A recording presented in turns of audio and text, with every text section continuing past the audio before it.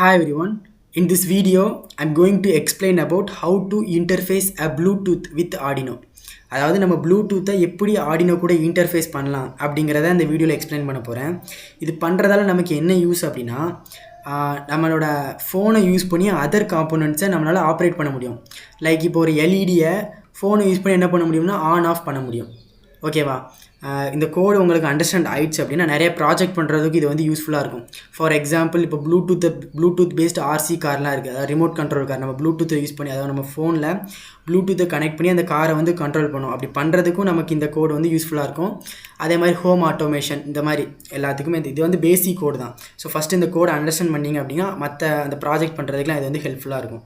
Okay, இப்போ first இந்த கோடு வந்து எப்படி ரைட் பண்ணலாம் அப்படின்னு சொல்கிறேன்.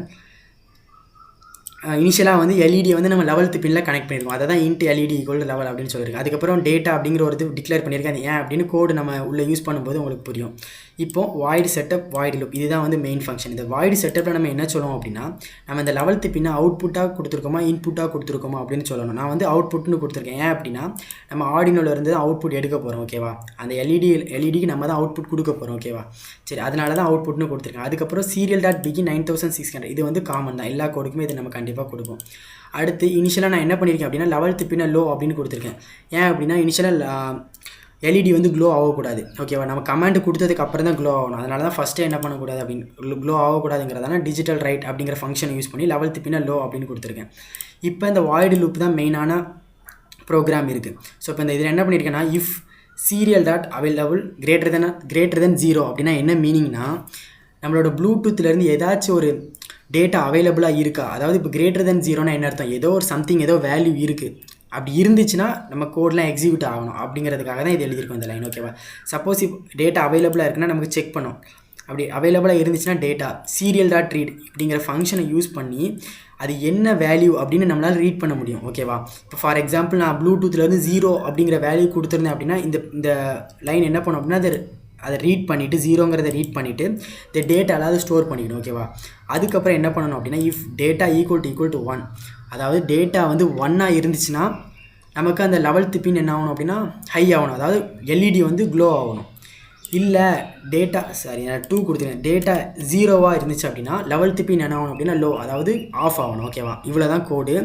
இப்போ ரியல் டைமாக அதை எப்படி நம்ம கனெக்ட் பண்ணலாம், அதை எப்படி இன்டர்ஃபேஸ் பண்ணலாம் அப்படிங்கிறத எக்ஸ்பிளைன் பண்ணுறேன். இப்போ என்ன காம்போனண்ட்லாம் வேணும் அப்படின்னா, ஆர்டினோ போர்டு, அப்புறம் எல்இடி வித் ரெசிஸ்டர், அதுக்கப்புறமா ப்ளூடூத் மாடியூல், அப்புறம் நம்ம கண்ட்ரோல் பண்ணுறதுக்கு நம்மளோட ஃபோனு. சரி, இப்போ ப்ளூடூத்தில் மொத்தம் வந்து 6 பின்ஸ் இருக்கும். அதில் நம்ம வந்து 4 பின்ஸ் தான் யூஸ் பண்ணுவோம். ஓகேவா? என்னென்ன பின்ஸ்லாம், ஆர்எக்ஸ், டிஎக்ஸ், கிரவுண்டு, 5 வோல்ட். ஓகேவா?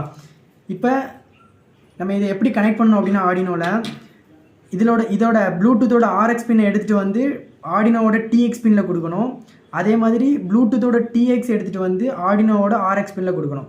அதுக்கப்புறம் கிரவுண்டை ஆர்டினோவோட கிரவுண்ட் பண்ணிடணும். அப்புறம் 5 வோல்ட் எடுத்துகிட்டு வந்து இதோட 5 வோல்ட்டில் கொடுத்துடணும். ஓகேவா? ப்ளூடூத்தோட கனெக்ஷன் அவ்வளோதான்.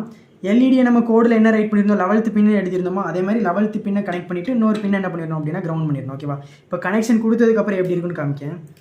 ஓகே, இப்போ கனெக்ஷன் எல்லாம் கொடுத்து முடிச்சாச்சு. இனிமேல் என்ன பண்ணலாம் அப்படின்னா நம்ம கோடை வந்து அப்லோட் பண்ணுவோம். ஓகேவா? கோடை அப்லோட் பண்ணுறதுக்கு முன்னாடி இந்த ஆர்எக்ஸ் பின் இருக்குது பார்த்தீங்களா, அதை ரிமூவ் பண்ணிவிட்டு அதுக்கப்புறமா கோடை அப்லோட் பண்ணுங்கள். ஓகேவா? அப்போ தான் வந்து என்ன ஆகும் அப்படின்னா அப்லோட் ஆகும். அப்லோட் பண்ணதுக்கு அப்புறம் அகைன் என்ன பண்ணிடலாம் அப்படின்னா கனெக்ட் பண்ணிடலாம். சரி, இப்போ நான் வந்து கோடை அப்லோட் பண்ணிட்டேன். இப்போ என்ன பண்ணுங்கள் அப்படின்னா, நம்மளோட ஃபோனை எடுத்துக்கிட்டு அதில் வந்து ஆர்டினோ ப்ளூடூத் கண்ட்ரோல் அப்படின்னு ஒரு ஆப் இருக்குது. ஓகேவா? அது ப்ளே ஸ்டோரில் அவைலபிளாக இருக்குது, அதை டவுன்லோட் பண்ணிக்கோங்க. பண்ணதுக்கப்புறம் வந்து இன்டர்ஃபேஸ் வந்து இந்த மாதிரி தான் இருக்கும்.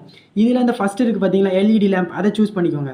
இப்போ சூஸ் பண்ணதுக்கப்புறம் என்ன பண்ணணும்னா, நம்மளோட ப்ளூடூத் வந்து கனெக்ட் பண்ணணும். நான் வந்து என்னோட ப்ளூடூத் மாடல் வந்து HC05, அதை வந்து கனெக்ட் பண்ணிட்டேன். கனெக்ட் பண்ணதுக்கப்புறம் பாருங்கள், இதான் வந்து பட்டன். ஸோ இப்போ இதை நம்ம ப்ரெஸ் பண்ணோம் அப்படின்னா எல்இடி வந்து க்ளோ ஆகும். ஆஃப் பண்ணிட்டோம் அப்படின்னா என்ன ஆஃப் ஆயிரும். ஓகேவா?